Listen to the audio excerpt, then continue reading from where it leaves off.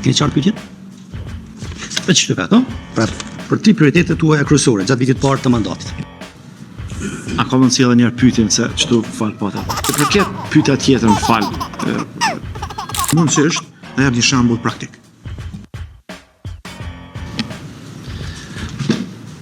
Falë vesh. A ka mundësi edhe njerë pyetjen më fal.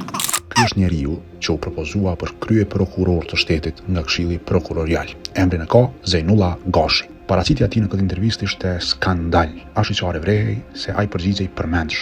Qysh vrehej? Sepse i harronte përgjigjet në gjysmë, sepse e përdorte teknikën e nxënësve të dobët për të ikur përgjigjeve konkrete.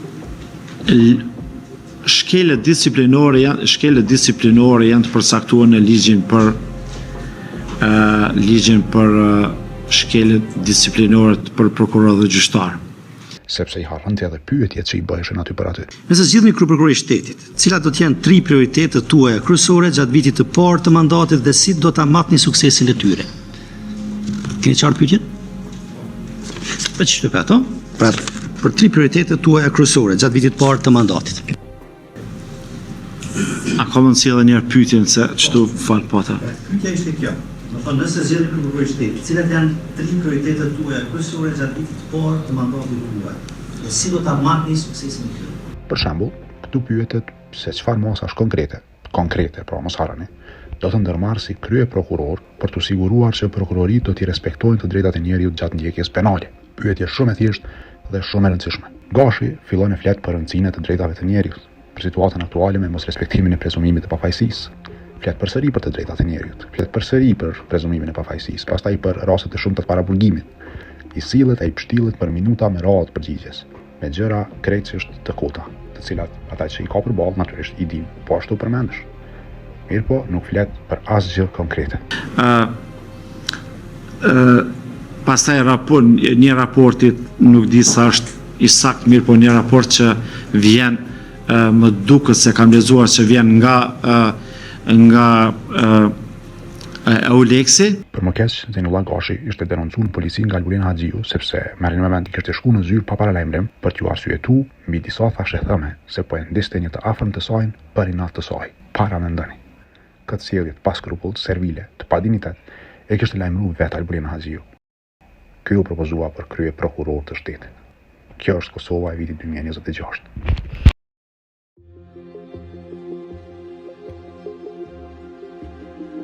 Pyetja e parë nga kjo pjesë.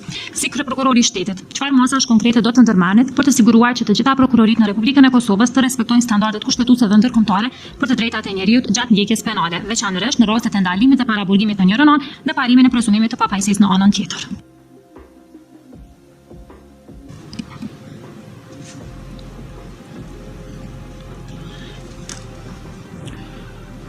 Faleminderit për pyetjen.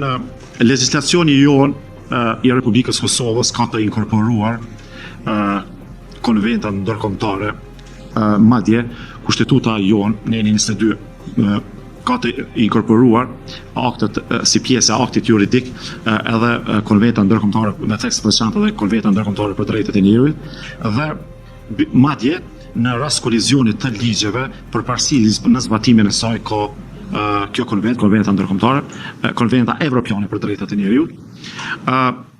Madje edhe gjykata e Strasburgut apo gjykata evropiane, e gjithë praktika e saj është harmonizuar me vendimet që nxjerrë dhe gjykata kushtetuese e Republikës Kosovës. Edhe konventa ndërkombëtare, në 6 i konventës, në mënyrë decisive paraqet gjykim një proces të rregullt dhe po ashtu përmend dhe ne si prokurori kem obligim ligjor se me rastin e argumentimit mbi ndalimin edhe rasteve të tjera të vendime kërkesa për caktim parabulgimit të merren parasysh liritë dhe drejtat e njerëzit konform konventës ndërkombëtare për drejtat e njerëzit, ata në 6 i konventës. Sa i përket rasteve të parabulgimit, është e vërtetë se sipas raporteve të organizatave kredibile ndërkombëtare, po dhe vendore,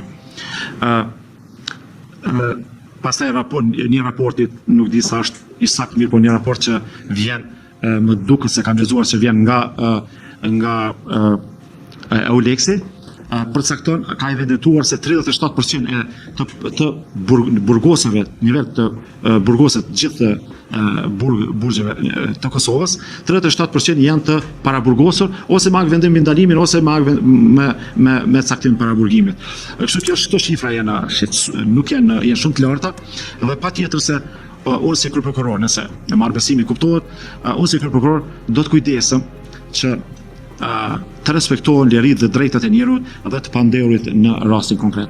Për arsye se kemi vërejtë në momentin kur arrestohet, ndalohet dikush ose paraburgosur, shumë raste emri i tij del publik edhe një farë gjykimi publik bëhet edhe këto veprime janë kundërshtim edhe me konventën ndërkombëtare, mirë po edhe me kodin e procedurës penale dhe si kryeprokuror, në cilësinë e kryeprokuror patjetër se do të ndërhyj përmes udhëzimeve të detyrueshme që raste të tilla të ndalohen edhe pse çdo herë duhet të respektohet edhe raste specifike dhe duhet të kenë parasysh, mirë po gjithmonë duhet të ketë parasysh edhe se përket të mos ndërhyrjes në pavarësinë funksionale përmes këshillave dhe kolegiumeve do të trajtohen të gjithë të raste sa përket numrit të lartë të paraburgimeve dhe mendoj që mundën të evitohen edhe ky numër për shkak se për shkak padive që po ndodhe edhe kostoja e padive që humbin në për shkak këtyre rasteve,